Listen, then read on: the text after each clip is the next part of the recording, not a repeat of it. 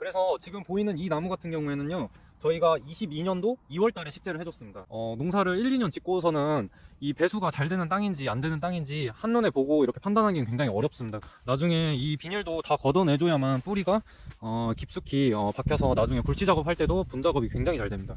네, 안녕하세요. 영혼농원 송준호입니다. 지금 제가 블루엔젤 저희 밭에 나왔는데요. 어떤 분께서 지지대를 꼭 설치해야 되냐 이 부분에 대해서 여쭤봐서 제가 답변을 드리고자 이렇게 영상을 찍게 되었습니다. 지금 여기 보이는 수종은 블루엔젤 수종인데요. 블루엔젤 같은 경우에는 보이는 것처럼 1, 2년생 때 굉장히 이 나무가 가늡니다. 그래서 이 바람을 굉장히 잘 타는데요. 그렇기 때문에 꼭 보이는 이 지지대를 설치해 주는 게 굉장히 좋습니다. 그래서 이 지지대 같은 경우에는 많은 분들이 고추 말대에도 많이 쓰시고요. 그리고 보이는 것처럼 이런 플라스틱 재질도 많이 사용을 합니다. 저희 같은 경우에는 지금까지 고추 말대를 굉장히 많이 사용을 했는데요.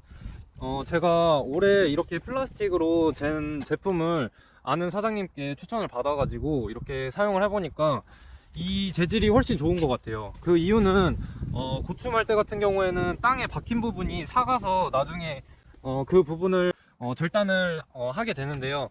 이 플라스틱, 보이는 이 플라스틱 같은 경우에는 굉장히 튼튼하기도 하고요. 그리고 이 땅 속에 들어가도 이 부분이 절대 녹슬지 않습니다. 그래서 제가 봤을 때 고추 말대보다 훨씬 오랫동안 사용할 수 있을 것 같다, 이렇게 저는 생각을 합니다. 그래서 여러분들께도 이 플라스틱 지지대를 저는 추천을 드립니다.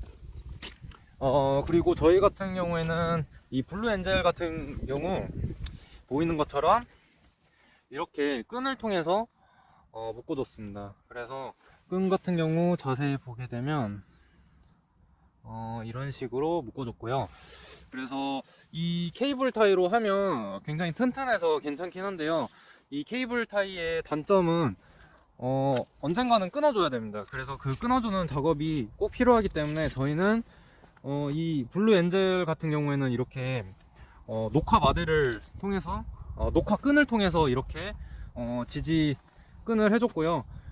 제가 이렇게 해보니까 이 녹화 끈으로 해도 충분히 나무도 잘 잡히고 강한 바람에도 넘어지지도 않는 것 같습니다. 그래서 1, 2년 정도 되면 자연적으로 이 녹화 끈은 삭기 때문에 더 괜찮은 것 같고요, 오히려. 그리고 여기 나무 같은 경우에는 제가 온 김에 말씀을 드리면, 그래서 지금 보이는 이 나무 같은 경우에는요, 저희가 22년도 2월 달에 식재를 해줬습니다. 그래서 지금이 23년 11월 초니까 한 1년 반은 지난 것 같아요. 그래서 지금 봤을 때 나무도 굉장히 잘 자란 것 같고요.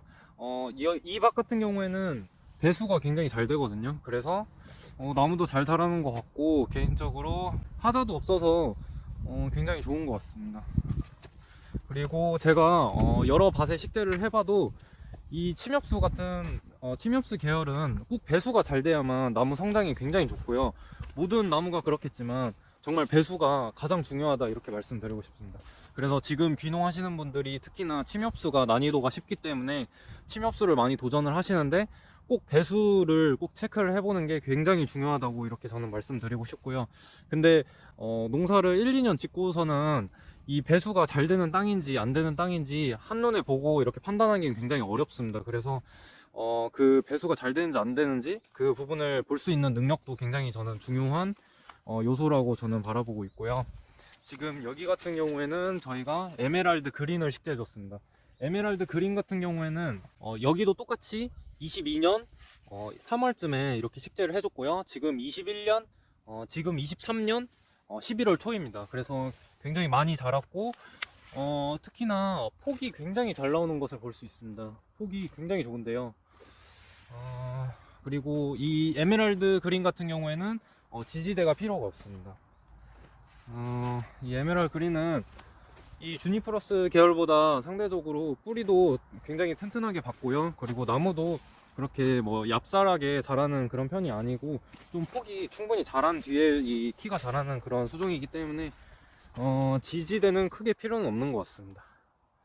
그래서 지지대를 안 한 것을 볼 수 있고요. 여기도 보이는 것처럼 배수가 굉장히 잘 되기 때문에 나무가 굉장히 잘 자라줬습니다. 그래서 침엽수 농사가 굉장히 쉽다는 게 손이 별로 안 갑니다. 그래서 저희는 실제로 이렇게 나무 식재를 해놓고 밭에 거의 자주 안 오는데요. 올 때는 이렇게 제초제 그리고 비료 관리만 할 때만 오고, 그 다음부터는 거의 올 일이 없습니다. 그래서 제가 생각했을 때 이 침엽수를 식재하실 때는 너무 정성을 많이 붓는 것보다도 오히려 규모를 키워서 좀 이 노력을 분배하는 게 저는 더 좋다고 이렇게 생각합니다.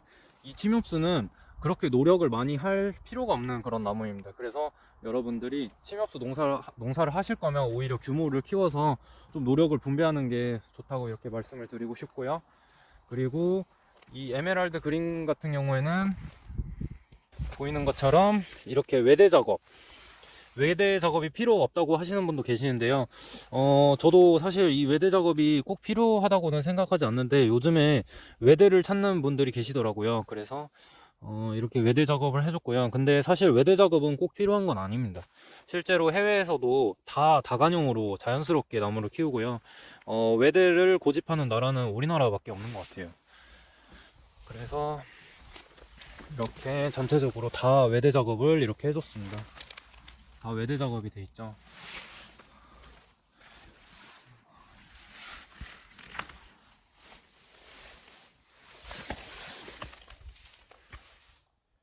여기도 보게 되면 이렇게 외대 작업이 모두 돼 있습니다. 그리고 저희 밭은 좀 특이한 점이 이렇게 공구가 뚫린 비닐을 사용을 해줬는데요. 그 이유는 나중에 비료를 뿌릴 때 굉장히 편하게 뿌릴 수 있기 때문입니다. 이 구멍 약간 뚫려 있다고 그렇게 풀 많이 나는 건 아니거든요.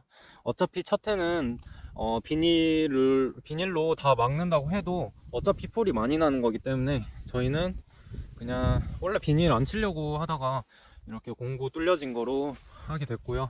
나중에 이 비닐도 다 걷어내줘야만 뿌리가 깊숙이 박혀서 나중에 굴치 작업할 때도 분 작업이 굉장히 잘 됩니다.